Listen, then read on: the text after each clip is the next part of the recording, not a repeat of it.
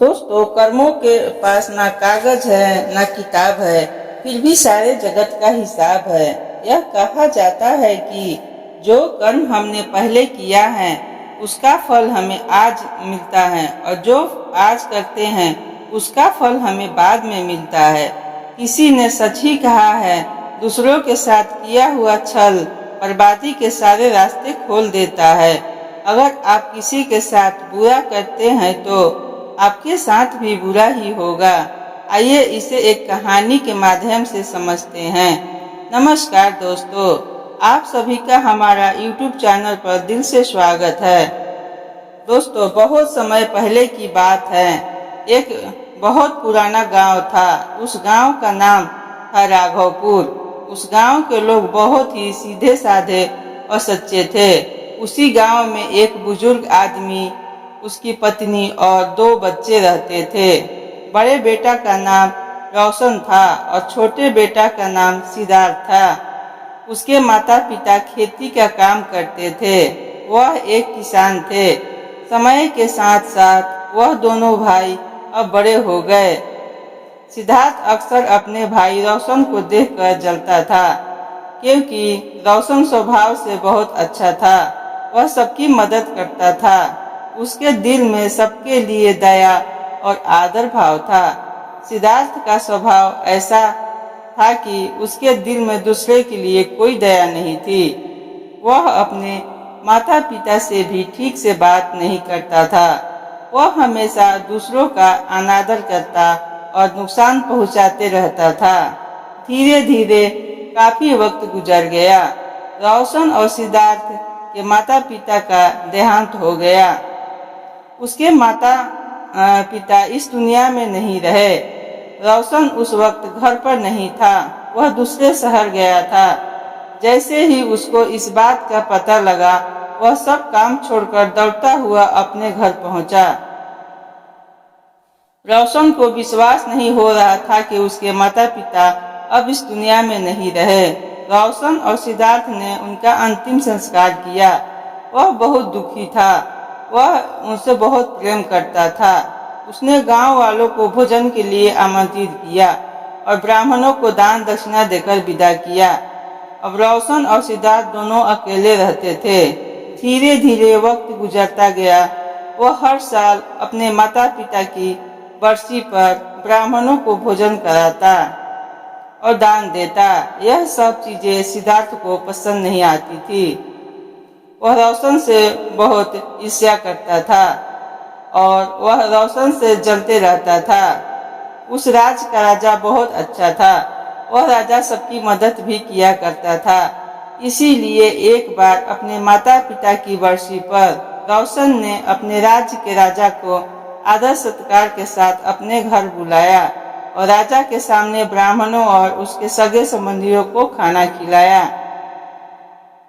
ब्राह्मणों को दान भी दिया ताकि उसके माता पिता स्वर्ग में अच्छे से खुश रह सके। सिद्धार्थ वहां खड़ा था। राजा भोजन करने के बाद सिद्धार्थ के पास गए। सिद्धार्थ ने राजा को प्रणाम किया। तभी राजा ने सिद्धार्थ से पूछा, तुम्हारा भाई तुम्हारे माता पिता के लिए इतना कुछ करता है, तुम ऐसा क्यों नहीं करते हो? आखिर वह तुम्हारे भी माता पिता थे। क्या तुम्हें यह समझ नहीं आता कि तुम भी अपने माता पिता के लिए कुछ कर सकते हो? सिद्धार्थ ने राजा से कुछ नहीं कहा और चुपचाप वहां से चला गया। सिद्धार्थ को गुस्सा आ रहा था, क्योंकि राजा ने उसकी बेइज्जती की, क्योंकि रोशन अब सबकी नजरों में अच्छा बन गया था। राजा ने भी उसकी तारीफ की थी और सिद्धार्थ सिर्फ चुपचाप देख रहा था। उससे यह सब देखा नहीं जा रहा था और वह रोशन से अपने अपमान का बदला लेने का सोच रहा था। 1-2 महीने बीत जाने के बाद एक रात सिद्धार्थ योजना बनाता है कि उसे कैसे भी करके रास्ते से हटाना होगा। अगले दिन सिद्धार्थ ढोंग करना शुरू करता है। नगर के सामने जोर जोर से चीखने लगता है और यह दिखावा करता है कि उसके माता पिता के गुजर जाने के बाद वो बहुत अकेला हो गया है और दुखी है और सब लोगों से कहता है कि मेरे माँ बाप मेरे सपने में आए थे। वह स्वर्ग में खुश नहीं है। वह कह रहे थे कि कोई वहां जाकर उन्हें खाना बनाकर खिलाए, उनकी सेवा करे, वह तभी खुश रहेंगे। उन्होंने मुझसे कल रात सपने में कहा था कि मेरे भाई रोशन को मेरे पास भेज दो, वह उनकी बहुत सेवा करता है, वह उसके साथ बहुत खुश रहेंगे, तभी उनकी आत्मा को शांति मिलेगी।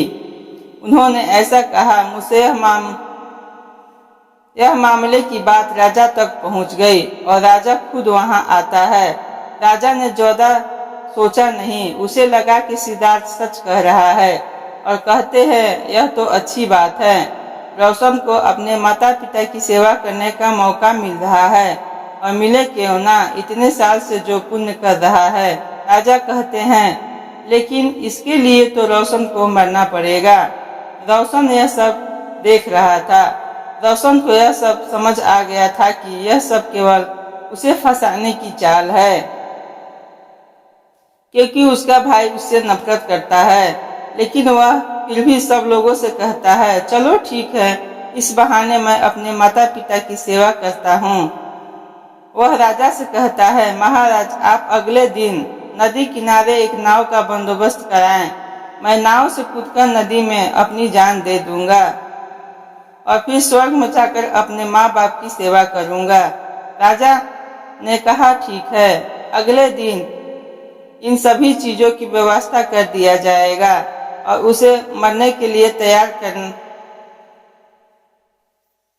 और उसने मरने के लिए तैयारी करना शुरू कर दी।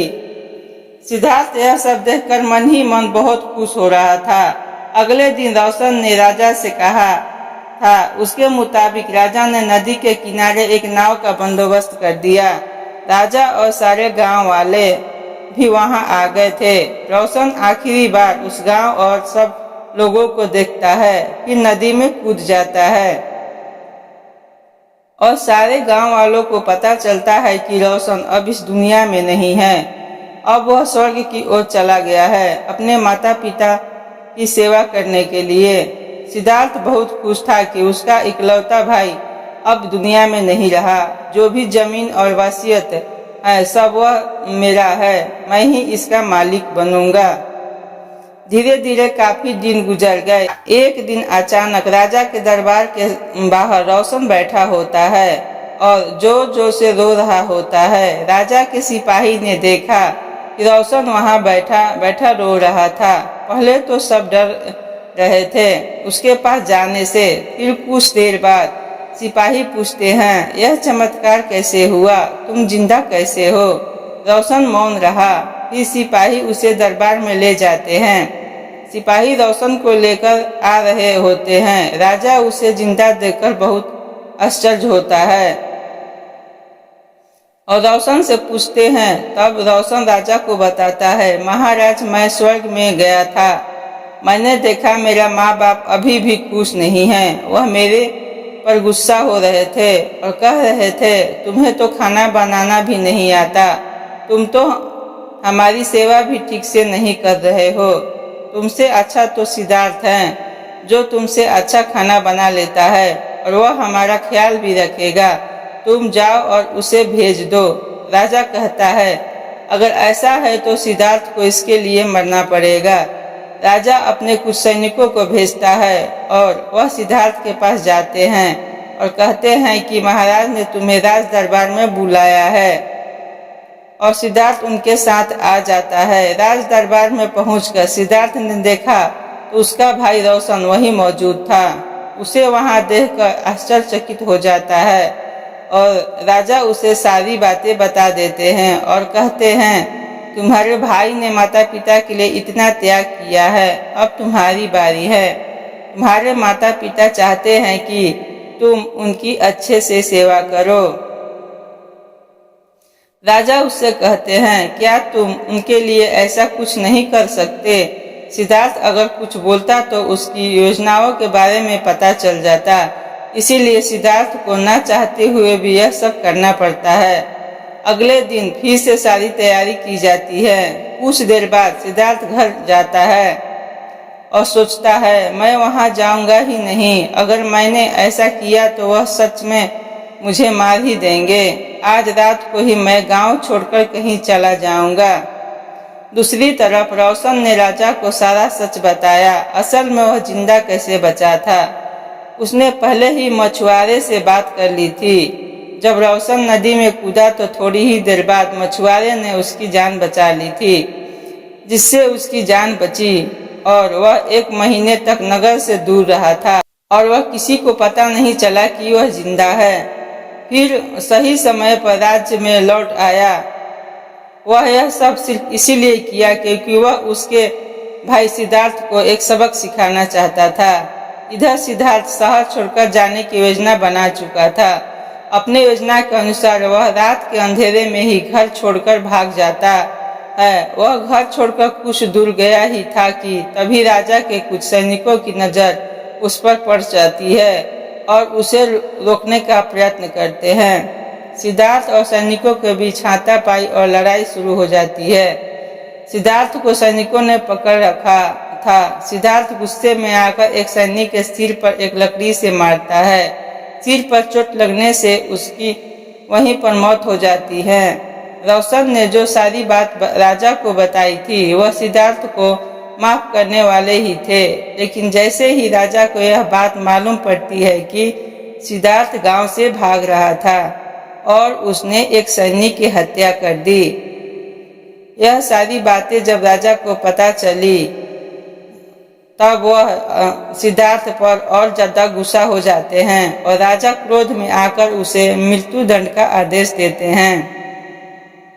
अगली सुबह उसे नाव से धक्का देकर मारने का आदेश जारी कर दिया जाता है।